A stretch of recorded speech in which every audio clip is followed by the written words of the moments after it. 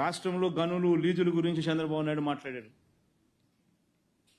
రాష్ట్రంలో గనులు లీజుల గురించి మాట్లాడుతూ పెద్దిరెడ్డి రామచంద్రారెడ్డి అని ఆయన మీద బండ వేయాలని చెప్పి విపరీతంగా ప్రయత్నం చేస్తూ ఉంటాడు. పెద్దిరెడ్డి రామచంద్రారెడ్డి ఈయన చిన్నప్పుడు క్లాస్మేట్లు. అప్పుడెప్పుడు పెద్దిరెడ్డి రామచంద్రారెడ్డి కాలేజీలో ఉన్నప్పుడు చంద్రబాబు నాయుడు కొట్టినాడంట.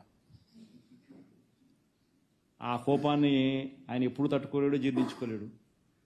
పెద్దిరెడ్డి రామచంద్రారెడ్డి అంటే ఇటుకుంటాడు, వాళ్ళ కుటుంబాన్ని నాశనం చేయాలా, వాడి కుటుంబాన్ని తొక్కాలా, వాళ్ళ కుటుంబాన్ని చెడు చేయాలా అని చెప్పి. పాపం ఆయన అంటే ఆయన ఏ పోర్ట్ఫోలియో ఉన్నా కానీ అంతే, ఆయన మీద పడాల్సిందే, ఆయనను ఏమేమో ఆయన చేయాల్సిందే. నిజంగా ఎంత అడ్డుగోలు ఆరోపణలు అంటే ఇది. దశాబ్దాలుగా గనులకు సంబంధించిన విషయానికి వస్తే, దశాబ్దాలుగా ఈ గనులను దోచుకుని అడ్డగోలుగా సంపాదించింది ఎవరు?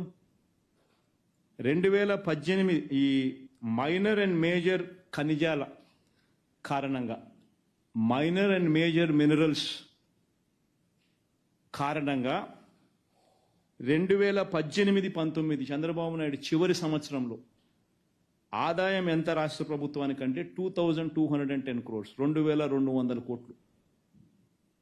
ఈరోజు 2023-24లో మేజర్ అండ్ మైనర్ మినరల్స్ శాఖకు 4000 కోట్ల ఆదాయం. మేజర్ అండ్ మైనర్ ఖనిజాల కారణంగా వచ్చిన ఆదాయం 2018-19లో 2200 కోట్లు అయితే 2023-24లో 4000 కోట్లు. ఆదాయం 2200 కోట్ల నుంచి 4000 కోట్లకు పెంచితే కరప్షన్ జరుగుతుందా? మరి ఇంతకుముందు చంద్రబాబు నాయుడు హయాంలో ఈ పెరిగిన ఆదాయం ఎక్కడున్నది? మాట్లాడేసరికి ఆలోచన ఉండాలి. APMDC, Andhra Pradesh mineral development corporation 2018-19లో చంద్రబాబు దిగిపోయే టయానికి దాని ఆదాయం 400 కోట్లు.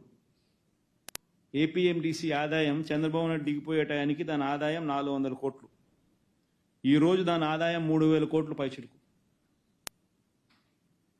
ఏపీఎండిసి ఆదాయం ఈరోజు 3000 కోట్లు పైచిలుకు 2023-24.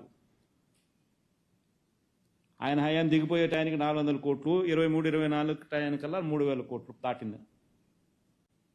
ఎక్కడ మనం మాట్లాడుతున్నాము? ఆరోపణలు చేసేసరికి ఏదైనా లాజిక్ ఉండాలా, ఏదైనా రీజన్ ఉండాలా?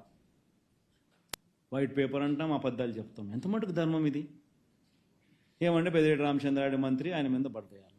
ఏమన్నా పద్ధతి, ఇది ఏమన్నా చేసే ఆలోచన? Please subscribe .news.